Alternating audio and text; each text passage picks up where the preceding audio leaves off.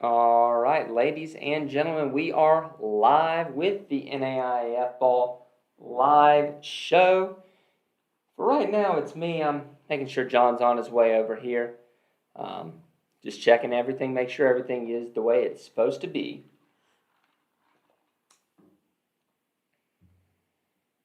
All right, we are ready to rock and roll. So let's get into it. Howdy guys, and welcome to the NAIF Ball live show powered by AdCraft Custom Apparel and Merch. AdCraft USA is your custom apparel, merch, and uniform experts. They do great work, great quality printing. They know the small college game. They can work with your budget. They can take some of the stress off of you with their custom web stores. They are the experts in the game. They are the ones that you want to go with for your uniforms, your merch. Give them a holler. Get in touch with them, adcraftusa.com, at adcraft. Let's see, they're at... if I were real good, I would have done this beforehand. They are at AdCraft Print on Twitter. Give them a follow, and let's get into it. Man, it was as good a week as we thought it was going to be.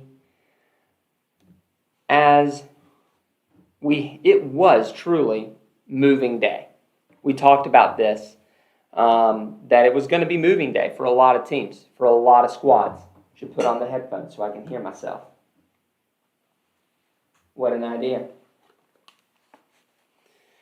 So it was definitely moving day in the NAIA. First up, we have Langston, Ottawa. Langston pulls out a 44-41 victory. There we see that Larry Harrington, 14-26 passing for 296 yards, 4 touchdowns, 1 interception, and 84 rushing yards. But you had Ja'Carry Jackson there running the rock, 238 yards on 34 attempts, 2 rushing touchdowns, and 47 receiving yards. Just a really great game between two really good teams. Austin McCullough for Ottawa had a good game, just had too many interceptions. Shamar Moreland had a good game. Ottawa just needed to get to stay on the field and couldn't do it.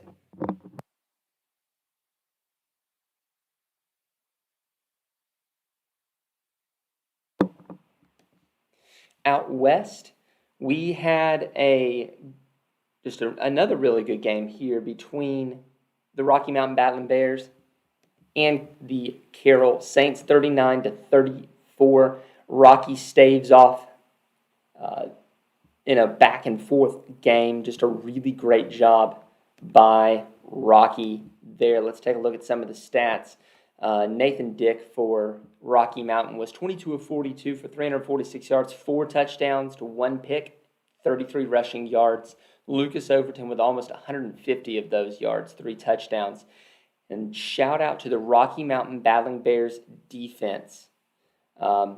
Getting the safety to seal the deal with 4 seconds left. They were active all game long with 5 sacks of the Carroll Saint quarterback. Staying out west, the College of Idaho staves off Montana Western in overtime, if I remember correctly. Yes, double overtime there in that game. Ryan Hibbs for the College of Idaho is 30 of 35. Shout out both quarterbacks, Ryan Hibbs and John Jund, both particularly efficient on the day. Neither one of them goes for 3 bills, but neither throws an interception. And 12 incompletions between the two of them. Really great job. Shout out to Montana Western, keeping Nick Calzaretta in check on the ground. Only 12 attempts, 42 yards, but he did get 3 scores. The College of Idaho was just way too efficient, and Montana Western gave them way too many extra opportunities. The Goats were 9 of 12 on third down and were given 4 first downs via penalty. You'll want to see that cleaned up if you're Montana Western. Staying out west, Dickinson State says the North Star is not out of our hands just yet. They defeat Valley City State 14-7 despite 4 interceptions by quarterback Drew Bodecker. But that defense with 3.7 yards per play allowed really kept Valley City in check. Valley City was 9 of 23 on third and fourth downs. Just could not stay on the field despite the free possessions there. Moving to the Midwest, Morningside survives, and I hate using that word survives, but survives they did. Dort had the lead with a minute or so left when Morningside drives down the field on the back of Caleb Schweigert, 52 yards, and the game-winning touchdown on that drive. Anthony Sims rushes for 279. Joe Dolanchek throws for 312 with 3 touchdowns. Tyler Reynolds was just a do-it-all for Dort. 306 passing yards, 1 touchdown, and a pick, but 20 rushes for 72 yards and a rushing touchdown for the quarterback. Levi Jungling goes for 143 on 6 receptions. The Dort passing offense was effective downfield. 13.8 yards per attempt will get it done just about every time. A great matchup.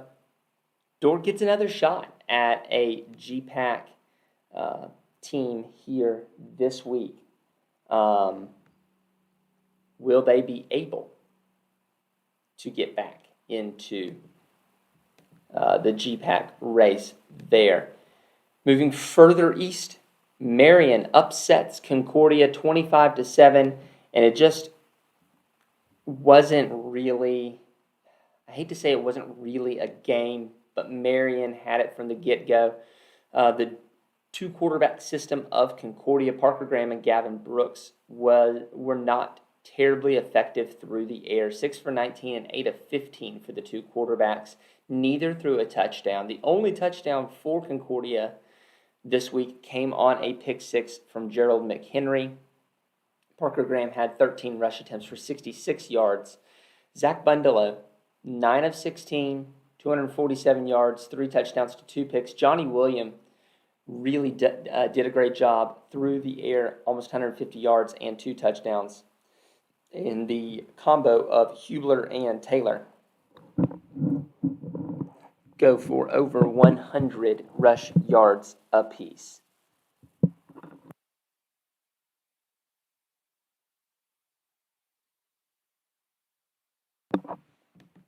And in the game that I was at, Reinhardt wins 14-6. It was 7-6 for most of the game. Faulkner kicked a couple of field goals there in the second quarter. What a great defensive game between both of these teams. Both teams, I think, deserve a playoff spot. Whether they're going to get one is going to be anybody's guess. Just a great battle between these 2 squads. It was a really fun game to go and watch. Billy Hall from Reinhardt wasn't great through the air, did make it up with some really nice runs. Navarre Solomon was fantastic all game long, especially coming over the middle on a post route for a touchdown there. Ends up with 68 yards. Reinhardt gets 5 turnovers, limiting Faulkner's ability to get down the field. For Faulkner, Cade Young was 17 of 34 for 243 yards and 2 picks. Jalen Browder picks up 116 of those yards. Faulkner did get 5 first downs via penalty. A couple of those, to my eyes, were a little ticky, shall we say. But that did help Faulkner stay in the game a little bit longer here. So thank you to the Reinhardt coaching staff, the Faulkner or the Reinhardt fans for making me feel so very welcome. Got to meet a whole bunch of you. It was a really fun game to be at. Like I said, wearing a little bit of the Faulkner swag, Reinhardt swag. Ooh, forgive me, guys. The Reinhardt swag that I got from the game. Thank you so much to the coaching staff making me feel at home. Check on our YouTube. I've got the post-game interview with Coach Miller uploaded, so you can see what he thought about his team's 14-6 win.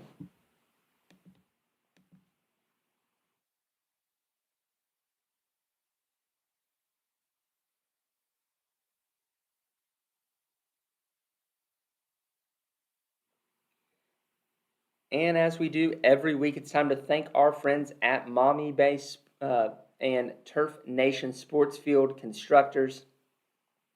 They do a great job. This one I didn't even have to put the logo up on. They did it for me. Guys, it's a perfect time to redo your baseball fields. I know we're not a baseball podcast, but I'm sure some folks listening might have an idea of what's going on here with their baseball program. It's a perfect time to do it. It's a perfect time to start planning for your football stadium after this season. If you're looking to go to turf and reduce your costs long term for maintenance, give Mommy Bay Turf Nation. Get in contact with them. They can take care of you and see how much they can do. They know the small college game. They play NAIA sports. So they know what it means to have your level of resources, and they can make a plan that's just right for you and your budget. But without further ado, we are going to talk about our Week 8 players of the week. And starting out, this is not a repeat, but this is definitely a repeat. Nathan Herstich for Bluefield, 378 yards and eight passing touchdowns. Holy cow! Over the last 2 games, Nathan has passed for 14 touchdowns and over 600 yards, over 600 yards, almost 700, if not over 700, and the man's a true freshman. He is our first back-to-back week winner of our Player of the Week award. Congratulations, Nathan. And defensively, we've got Anton Fant, another freshman, this time from Campbellsville. He is a turnover machine for the Tigers. 4 tackles, but 4 turnovers. A forced fumble and 3 picks to keep Campbellsville in the game against Cumberland's. Just a great game from Anton. And now you've got our media poll. So this is again comprised of 7 different media members located around the nation. So it's not just one set of biases that you get here. Starting at the bottom, we've got Central Methodist, who comes into the top 25 this week after receiving votes last week. Their 41-24 win over Mid-American Nazarene catapults them up into the top 25. Congratulations to them. Montana Western at number 24 stays just the same after their 2 overtime loss to College of Idaho. St. Xavier at number 23 drops a few spots after their win against Missouri Baptist. They look to impress the pollsters with a game against Judson, upstart Judson. I'll call them upstart Judson. They deserve it after their win over Roosevelt. Faulkner falls here precipitously down 9 after their loss to Reinhardt, here tied for 21st. They are 6-1. They will look to bounce back against Weber. And tied with them is Dort. Dort is down 6 after their loss to Morningside down here, but can bounce back really easily with their game this week. At number 20, we've got Dickinson State up 3 after their win over Valley City State. They get to play Mayville State this week to continue their trend. Kaiser goes nowhere this week after a 28-7 win against Weber. They get to play the other of the Florida Twin Colleges, Warner, this week. They are tied with Southwestern at number 18, who is up 1 spot after a well-positioned bye week. Southwestern fans and Kansas Wesleyan fans alike are looking forward to that end-of-year matchup to clinch a KCAC spot. At number 17, we've got the College of Idaho. They are up 4 spots after defeating Montana Western. And at number 16, you've got Bethel, who is also up 4 spots. This is Bethel of Tennessee. After they defeat Cumberland 43-21, they get a nice reward this week. We'll find that here in a minute. At number 15 are the Rocky Mountain Battling Bears. They are up 2 spots after their win against Carroll.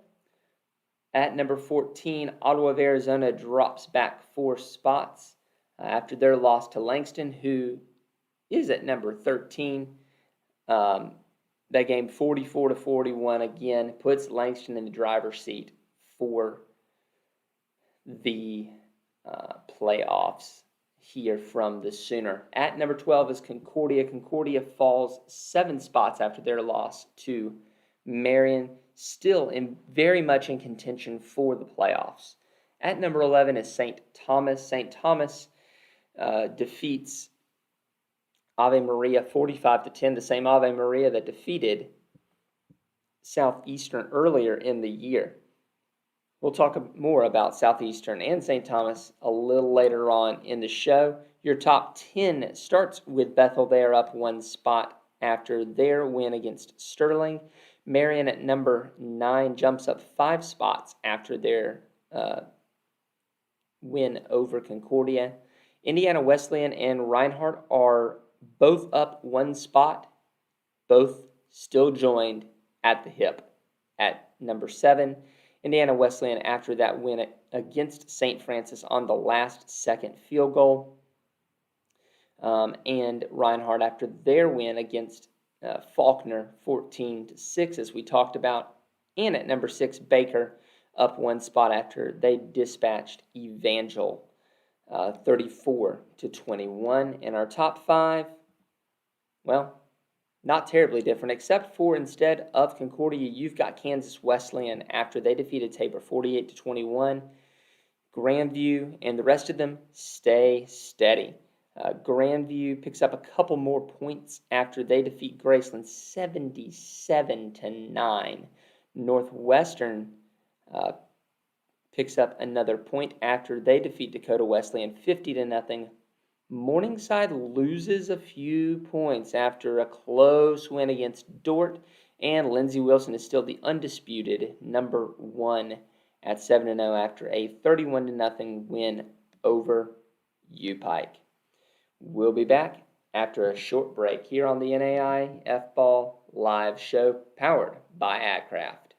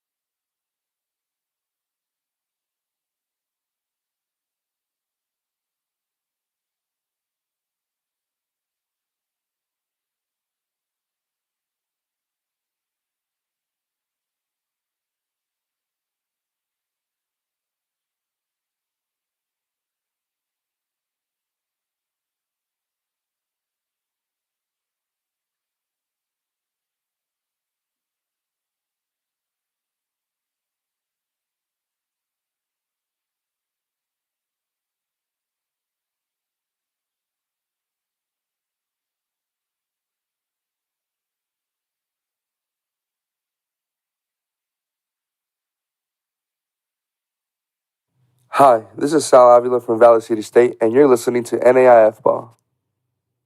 And you are indeed listening to NAIAF Ball, back after a quick break. And we look at what to watch for this week. We've got not as big of a slate as last week in terms of the top 25 games, but we do have a lot of games that will look to determine playoff spots here, starting with Lindsey Wilson, the number 1 team in the nation, taking on number 16 Bethel, traveling to Tennessee to do such. Will Lindsey Wilson's defense be able to toss up a 4th straight donut, or will Deontay Tate and gang be able to put up some points against Lindsey Wilson? That's the question. Can anybody dethrone Lindsey? At this point, I'm going to stay on the Lindsey train. I'm going to say Lindsey takes this one. I'd like it to be a close game.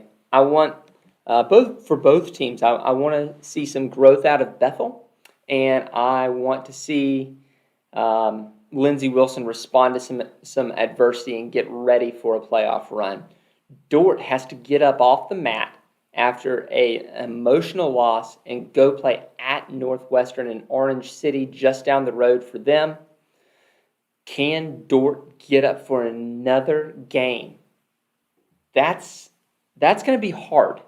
I think Northwestern wins it with Blake Fryer there at quarterback. I think they've got it. We did see some Tyson Koima last week and the week before. So we'll see here. Oh man, how are people not able to just stare at next week's Morningside Northwestern game? I don't know. That's a really good question.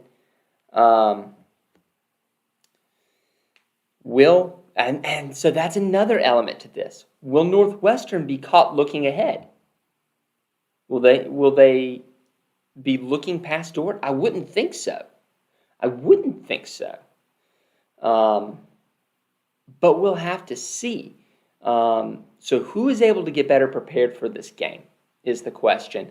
I'm going to take Northwestern here. I think it's going to be a good game again for the GPAC. And Waldorf returns the game there, travels to Valley City State. Valley City State beat Waldorf at their place a couple weeks ago. And Waldorf looks to return the favor to the Vikings this week. It was a close game last time. I'm going to take Waldorf here, but I could very well be wrong. I will culp to the fact that I am likely wrong for this game. And now a couple of ones that are maybe not top 25 or receiving votes, but ones that could definitely change the look of how the playoffs look. Siena Heights plays in Marion, Indiana, against Indiana Wesleyan. Siena Heights has been quietly that 5th team in the Mid-East that beats the teams they should and gives the teams ahead of them a tough time. And this is going to be a good test for Indiana Wesleyan.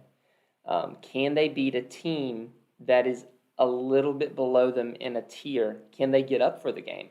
I think they can. I think that Indiana Wesleyan takes it. Judson, after defeating Roosevelt 30-20, goes and plays at St. Xavier. St. Xavier desperately needs a win. Right now, the MSFA is just mixed up as all get out on the Midwest side. Right now, St. Francis of Illinois is 4-0 in MSFA play. They lead the MSFA, but they have not played any of Olivet, Roosevelt, or St. Xavier. A game behind them are Olivet and St. Xavier. And then a game behind them are Roosevelt, Judson, and St. Ambrose. If you're Judson, can you reach up and bite another team with a chance at winning the division? If you're St. Xavier, though, if you want to make the playoffs, you've got to win. This is a must-win game for St. Xavier. Out west, you have Rocky at Montana Tech. The Frontier is another one that tends to eat itself. And right now, Rocky has a 1-game lead over College of Idaho. Montana Tech is 3-4 this year. And so we're just going to have to see, can Rocky keep going? That's going to be it, because now we're starting the back half of these home and homes. Rocky's only loss comes to Montana Tech earlier this year. Can Rocky return the favor and stay alive, stay up on top of the Frontier? And then in the Sun Division of the Mid-South, Southeastern travels to Miami Gardens to take on the undefeated St. Thomas Bobcats. For St. Thomas, this is a show up or show out. This is a show up and show out game. If you can't defeat Southeastern, you're probably not going to be able to defeat Kaiser. That's going to be a good one. I expect St. Thomas. I think St. Thomas will win this game. It's going to be a test unlike anything they've seen this year, because Southeastern has the people, has the dudes, has the Jimmies and Joes to do it, to win over St. Thomas. This is going to be a test. The next 2 weeks for St. Thomas are going to, it's going to be go big or go home for the Bobcats. So let's talk about the playoffs. Let's see. Before we do, Peru State at Grandview. I'm going to take Grandview there. I just think they've got too much. Nothing against Peru State. Where's that stud John Cooper? He's at a meeting. Happens. Chris will be at Baker Benedictine this weekend. That is a big game. The next 2 weeks for Baker against Benedictine and against Central Methodist are really going to be big for Baker. All roads to NAIA run through Iowa. Oh, yeah. Morningside, Northwestern, Grandview, sitting 2, 3, and 4. Absolutely, definitely. I mean, they all run through the Midwest. I mean, you've got Baker, you've got Kansas Wesleyan, you've got, you've got that concentration of really nice teams in the breadbasket. You're going to have to beat them at their own game in order to get to the championship game. Let me see. I skipped over Bethel College last week and the possibility of making the playoffs. All right. That's a really good segue. Let's pull up the coaches poll from this week. Let me see if I can make that a little bigger so we can read it here. I'm gonna go full screen on this. All right. So here's how the playoffs in the NAIA work for those who need a refresher, and because, well, by George, it changed. The lowest Langston could be ranked if they win out. Probably 14, where they are right now. Lowest seeded, well, the Sooner has not done a great job at winning playoff games. And so Langston's going to have to make some noise. They're probably going to have to travel. So let's take a look at this. Let's take a look at the top 25, and let's talk about bracketology a little bit here. Okay, does Dort have to win this week to play in the playoffs, or does another close game against another top team make them a team on the inside that can't take a misstep? Dort right now is at 20. That's really dangerous territory for the defenders. I don't think they can lose.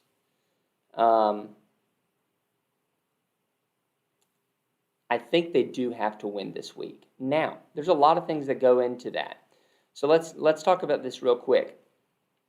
So, for your division and conference winners, you just have to be in the top 20, and you're an auto bid. You're ready to rock and roll. You're in there. Now, here lies the problems. What happens, let's say Langston loses. They'd still have the conference over Ottawa because of their tiebreaker, but they might be outside of the top 20. Olivet Nazarene, St. Xavier here in the Midwest, they are dangerously close to that 20 line.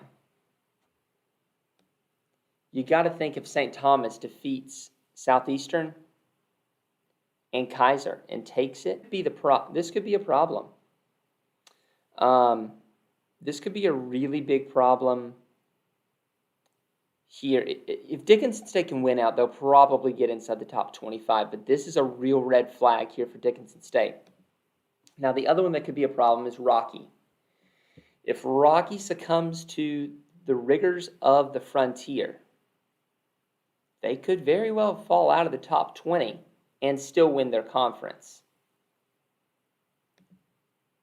So you have 12 divisions and conferences that get auto bids. So that's 12 spots. So you've got, at worst, 4 other teams that are going to make the playoffs that did not win their division. Right now, you've got whoever loses, Northwestern and Morningside. And you've got 2 out of the 3 of Indiana Wesleyan and Marion and Concordia. 2 of those teams aren't going to win their division. So, they're probably still going to make it based on their positioning. Bethel cannot lose. Bethel cannot lose. Kaiser cannot lose. We already covered Rocky and Langston. Southwestern has to pull the upset on Kansas Wesleyan in order to make it. Obviously, that would make this 3-way tie atop the KCAC. That we'll just have to see how that goes. It would be interesting. The question was posed to me: does Ottawa get in? I don't think Ottawa gets in unless you've got some serious mayhem going on in that kind of 8 spots ahead of you. And we've already talked about this. Faulkner has to put up some serious style points. Let's see, who does Faulkner have left?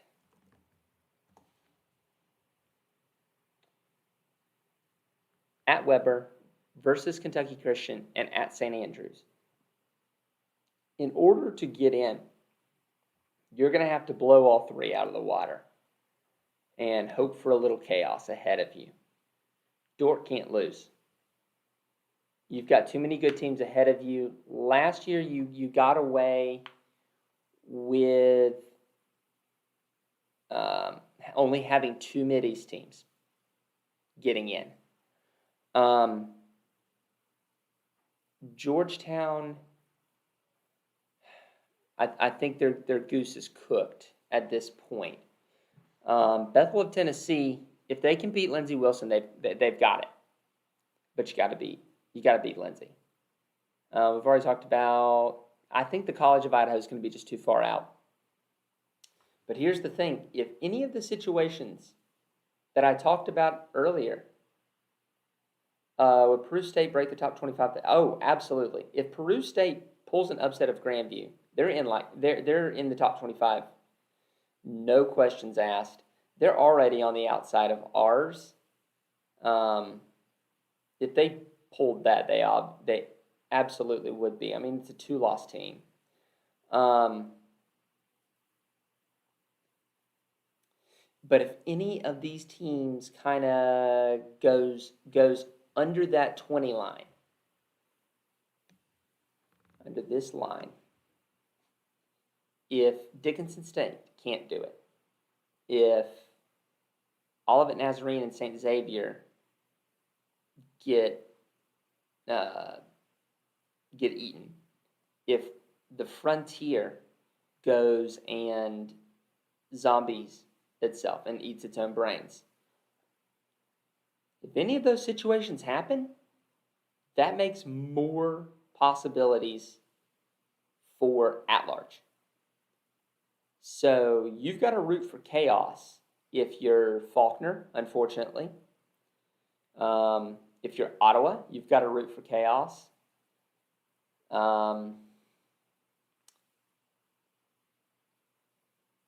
And I'd say the same for College of Idaho.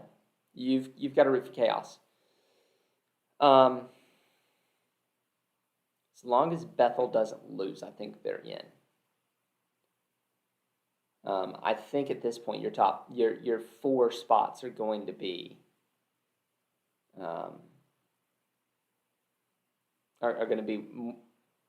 one of Northwestern Morningside, 2 of the 3 of Indiana Wesleyan Concordia and Marion, and at this point Bethel. Win or lose, how do you think the NAIA views Bethel's game? Ooh, that is. I love the guys at Bethel, but I think that's a serious scheduling misstep.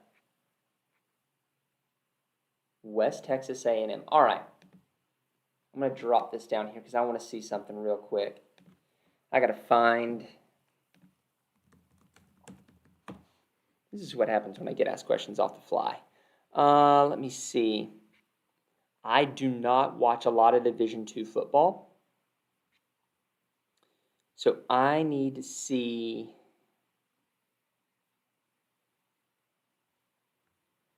I need to see the Division II SP Plus, which does exist. Hold on. Let me find the conversation here. Stay with me. This is live radio. Jake. There's Jake. All right. Let's pull that up. All right. Here's my SP Plus week.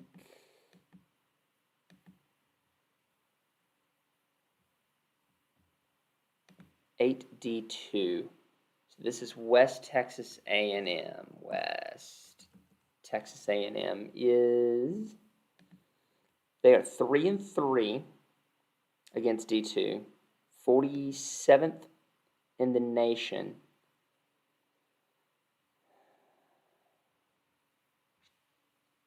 That's going to be a heck of a matchup. How will the NAIA look at that? I don't know. Because they have a tendency, the coaches have a tendency to overrate wins and losses against D2, in my opinion. That's a really good question. I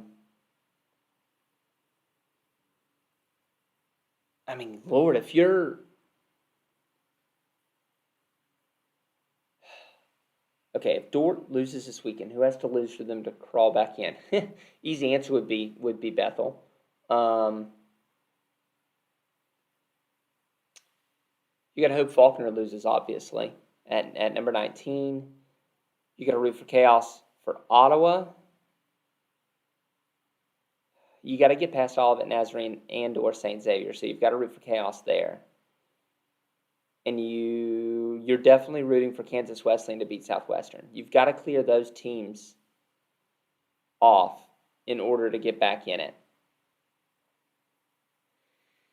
Next week, after we get a little bit more, we'll look at the likely candidates, just like we did last year, and their records against top 25 teams. And we'll look and see what you've got going.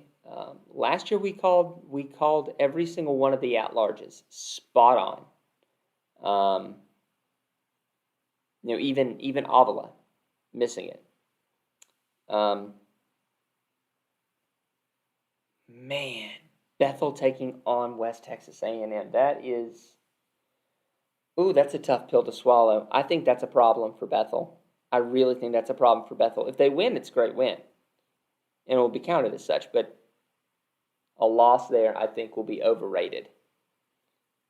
Goodness gracious, I didn't even know that. That's oof, big oof. All right, if y'all have any other comments, I'm watching the chat right now, so take them right here. Let's see, what are the chances that Morningside is caught looking ahead this weekend? That's my question. Which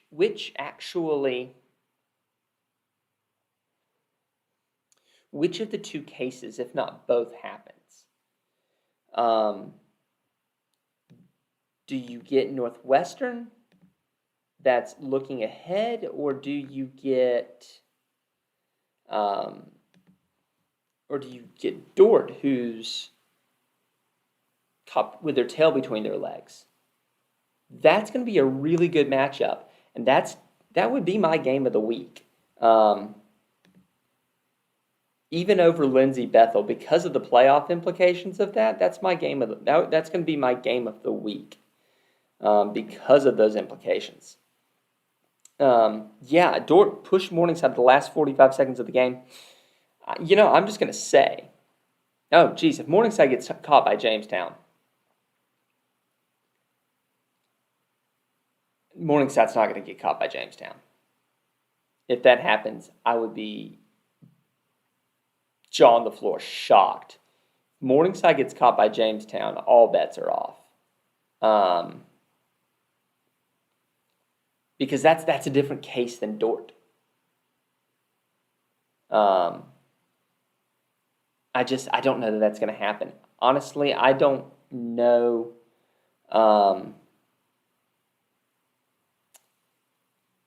I'm having a real hard time wrapping my brain around this Morningside team that has looked mortal at times against this Northwestern team where Koima is not at 100%. He got in the game, but he's still he's not vintage Tyson yet. Will he be vintage Tyson in time? And if he's not, will Blake Fryer be enough? Man, what a great game coming up. I love having these games down at the back end of the schedule. Keep putting your comments in. I'll hit them before we wrap up. But as long as I'm here, I'm going to thank our patrons, patreon.com/NAIAFBALL. If you want to support what we do, these guys are the best. They help us do what we do. They help us get out to the national championship game. They help us purchase things like the green screen behind me. Believe it or not. Yeah, that's my picture at Faulkner, but I'm not at Faulkner. I did it again. I'm not at Reinhardt. I'm so sorry, Reinhardt. Both of these Eagles get me confused sometimes. I'm not at Reinhardt. I took that picture at Reinhardt. But I am not at Reinhardt. So, these guys help us do what we do. So, thank you to Ace Welling, Cordell, Austin Steele, Jody Hoagland, Jerry Quickle, Alex Garcia, Eric Wingert, Nathan, Ronnie Atkinson, Fred Christensen, Shirley Labella, Jeremy Vobble, Trisha Prescott, Roger Meyer, Dylan Swears, David, Bob Boone, Cliff Kreisel, Darren, Brett Crawshaw, Danielle Quinn, DSU Cone, Ian Sweeney, Blake Sentman, Keith, Charlie Simmons, Marty Seabolt, Justin Cobb, Dane, Nick Bazell, Hayden Ferrigno, Steve Card, Marty McFly, Great Scott, Cam and Cam World, Cliff9/A Hemerson, Art Kastner, Jeff, Kyle Gregory, Lance DeMont, and Jacob Smith. Thank you so much. Again, thank you for your support. It means the world to us. Now, a couple of housekeeping things. If you're watching this video, if you're one of the 18 that are left and you're not subscribed, go ahead and subscribe. That is so important as we try to march towards 1,000 subs. I know it's a long way away. 330 some odd is a long way away, but I feel like we can do it, and that's going to change the game for us in terms of what we can do to cover NAIA football. So, do me a favor, click subscribe. Heck, if you want to while you're at work, just mute the audio and just play our live shows. Get our watch hours up. That'd be great. That would be amazing. So do that. Subscribe at patreon.com/NAIAFBall to help us keep doing what we do. And as we get into the playoffs, it's going to be so much fun. We're going to look to get you the information that you want to know about the playoffs.